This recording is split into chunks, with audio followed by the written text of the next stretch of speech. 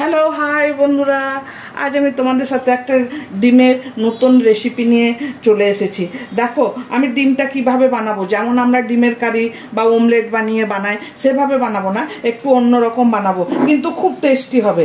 তো সেটা আমি কিভাবে বানাবো তোমরা সঙ্গে থাকবে আর দেখতে থাকবে। দেখো আমি ডিমটা এই যে নিয়ে নিয়েছি, ডিমগুলো নিয়ে নিয়েছি, দেখো বাটি নিয়েছি। তো আমি আজ কি বানাবো তোমরা হয়তো একটু আন্দাজা করতে পারছো। আমি আজ ভাপা ডিম বানাবো। তো তোমাদের সাথে গল্প করার আগে আমি প্রথমে না এই দুটো তিনটে বাটি রেডি করে নিচ্ছি, কেননা আমার একসাথে সবগুলো ভাপানো যাবে না, তাই আমি প্রথমে তিনটে একসাথে করে নেবো। তো এই যে আমি তো সেইটা আগে করে রেখে তোমাদের সাথে আমি গল্প করব। এই যে দেখো আমি এখানে গরম জল রেখে দিয়েছি, গরম জলটা হতে দিয়েছি, গরম জল হবে ভাপানোর জন্য ডিমটা।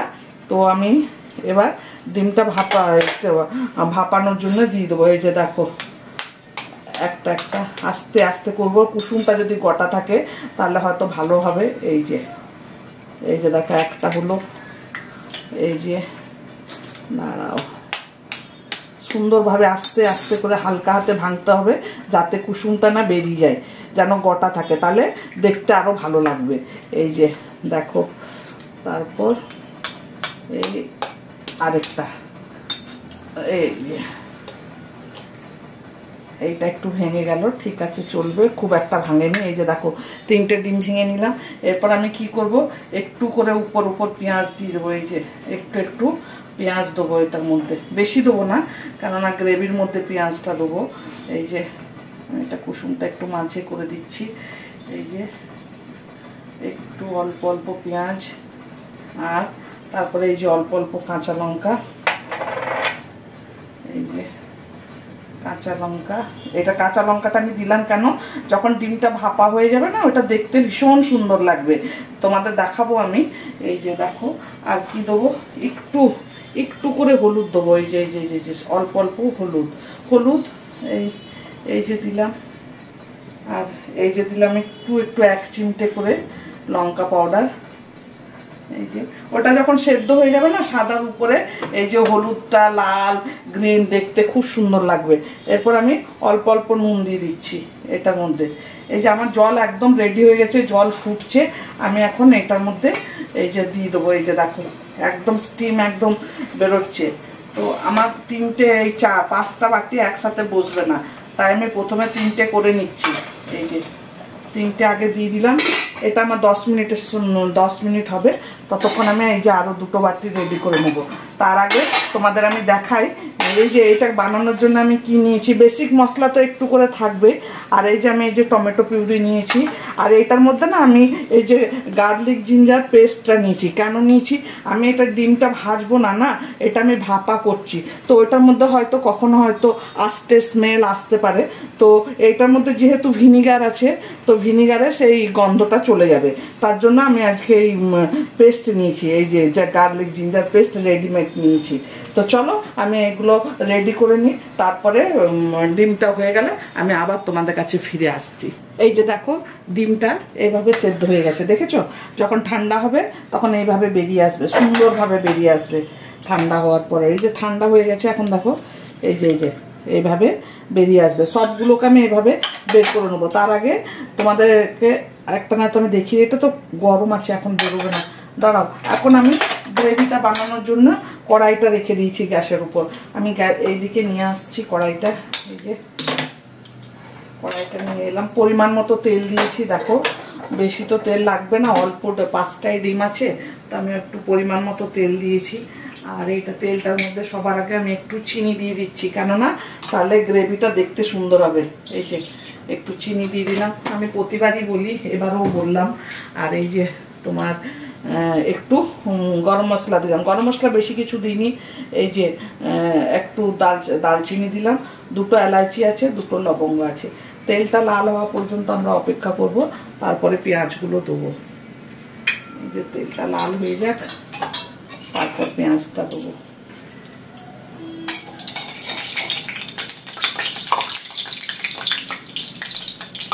তেলটা লাল হতে। আর তোমাদের আমি আরেকটা কথা বলি, ডিম ভাপা মানে অনেক সময় কি হয়, সর্ষে পোস্ত নারকোল দিয়ে ডিম ভাপা করে, এটা কিন্তু সেটা নয়, এটা কিন্তু গ্রেভি হবে, ডিমটা খালি ভাপানো থাকবে, মশলাটা ভাপানো থাকবে না, ওটার মধ্যে কি থাকে মশলাটাও ভাপানো থাকে, তো সেটা নয় আর কি, সেটা কনফিউজ হবে না, তো একটু অন্যরকম। আর এটার টেস্ট একদম খুব ভালো হবে।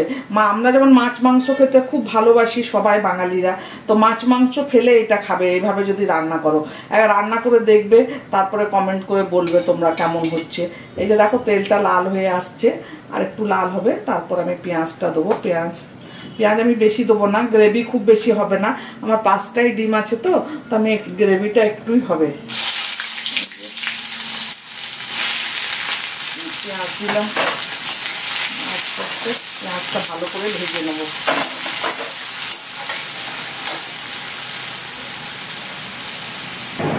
এই যে পেঁয়াজটা দেখো খুব ভালো করে ভাজা হয়ে গেছে আমার, এই যে দেখেছো। এখন আমি এটার মধ্যে এই যে টমেটো পিউরিটা দিয়ে দেবো, টমেটো পিউরি, আর তারপর আমি দেবো আদা রসুনের পেস্ট। টমেটোটা একটু ভাজা হয়ে যায়, তারপর আদা রসুনের পেস্ট দেবো, কেননা ওটা তো একদম আদা রসুনের গন্ধটা থাকবে, ভালো লাগবে। এই যে দেখো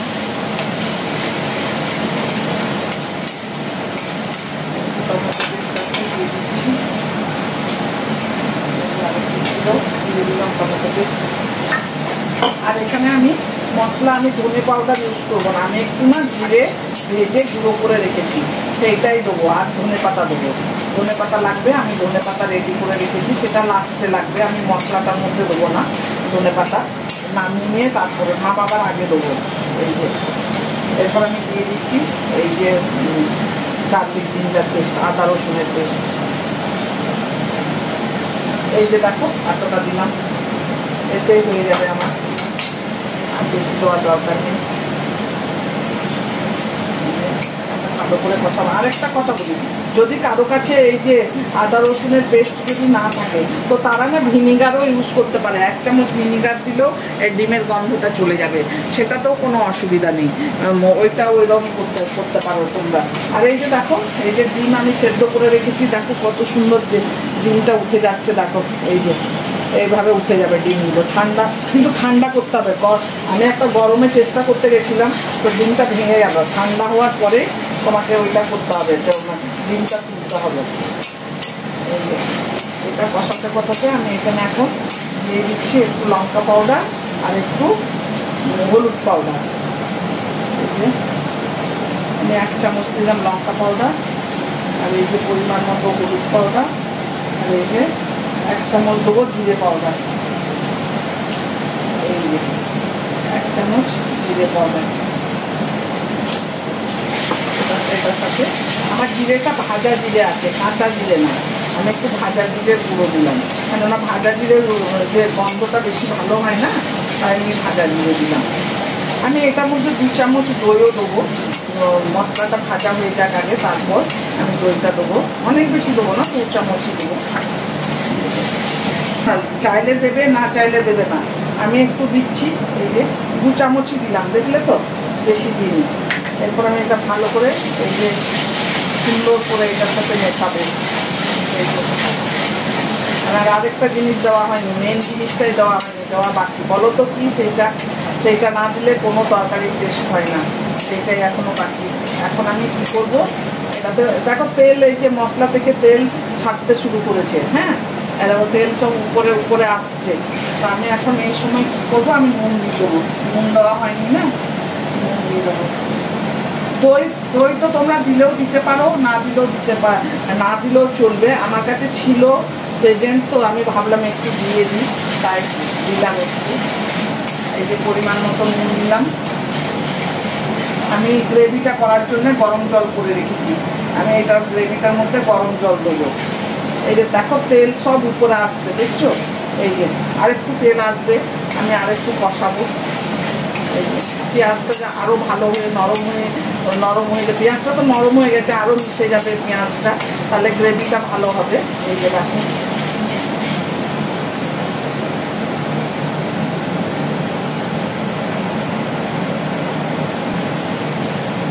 এই যে এটার মধ্যে একটু টমেটো সসও দেওয়া যায়, টমেটো সস দিলেও ভালো লাগবে খেতে, তাই না? টমেটো সসটার মধ্যেও ভিনিগার আছে, কিন্তু আমার আর ভিনিগারের জরুরত নেই, দরকার নেই, কেননা আমি ওই যে দিয়ে দিয়েছি না তোমার আদা রসুনের পেস্ট, ওইটাতেই তোমার হয়ে যাবে। এই যে দেখো তেলটা ছাড়ছে, আমি কষানোর জন্য আরেকটু জল দিচ্ছি, জল দিয়ে আরেকটু ভালো করে কষিয়ে নেবো, কেননা মশলাটা যত ভালো হবে গ্রেভিটা তত খেতে ভালো হবে। তো এই যে ভালো করে তেলটা উপরে আসুক, তারপর আমি জল দেবো। এই যে দেখো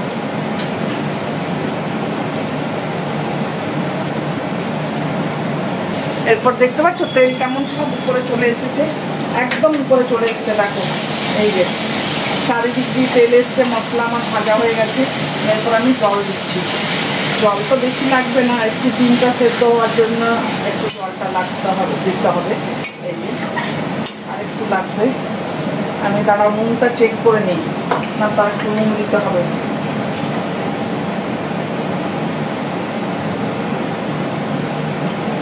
না নুন লাগবে না, নুন একদম সব ঠিকঠাক হয়েছে।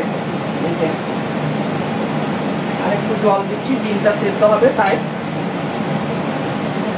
এরপর আমি ডিমগুলো একে একে দিয়ে দেবো এটার মধ্যে। এই যে ফুটে আসছে, এই যে আস্তে আস্তে ডিমগুলো এই যে এই পড়ে গেল, দেখো চামচটা ছোট তো তাই চামচটা তা আটকালো না।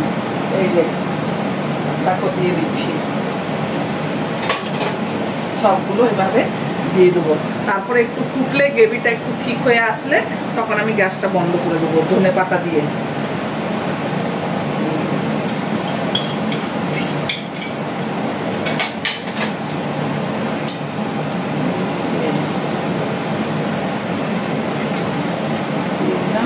এটা আমি গরমে তুলতে গেছিলাম, হ্যাঁ, যে উঠে কেনা দেখি তো একটু ভেঙে গেছে, এটাকে আমি একটু সাইডে করে দিয়ে দিচ্ছি, এটা সাইডে দিয়ে দিচ্ছি। এটা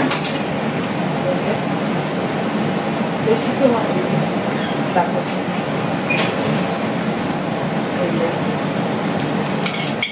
এটা একটু গ্রেভিটা এটা শুকিয়ে যাবে, শোকাতে হবে গ্রেভিটা। তারপর এটা আমি কিছুক্ষণ গ্যাসের মধ্যে রেখে দেবো। আমি কিন্তু এটা ঢাকনা দেবো না, এভাবেই হবে, ঢাকা দেবো না, বুঝতে পেরেছো? এটা হয়ে যাক, তারপর আমি তোমাদের দেখাচ্ছি কেমন হয়েছে, আর তোমরা কমেন্ট করে অবশ্যই বলবে কেমন হলো। এই যে দেখো বন্ধুরা কত সুন্দর হয়ে গেছে, দেখতে পাচ্ছ কালারটা? এই যে এরপর আমি গ্যাসটা বন্ধ করে দেবো, একদম ডিম গোটা গোটা আছে, সব আছে। দাঁড়াও গ্যাসটা বন্ধ করে দিই, তারপরে প্লেটে নিয়ে তোমাদের দেখাই, একটু সাজুগুজু করে দিচ্ছি, তারপরে তোমাদের দেখাচ্ছি, আর তোমরা কমেন্ট করে বলবে কেমন হলো। এই যে দেখো বন্ধুরা রেডি হয়ে গেছে ডিম ভাপা।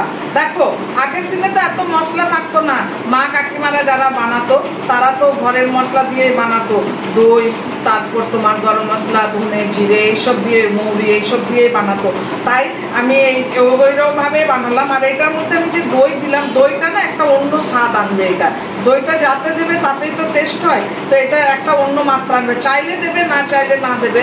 যদি তোমাদের এইটা ভালো লেগে থাকে রেসিপিটা, তাহলে অবশ্যই কমেন্ট করে বলবে, আর লাইক করবে, শেয়ার করবে, আর নতুন বন্ধুরা যারা দেখবে তারা সাবস্ক্রাইব করে দেবে। তো আবার আমি আসবো এইভাবে নতুন নতুন রেসিপি নিয়ে।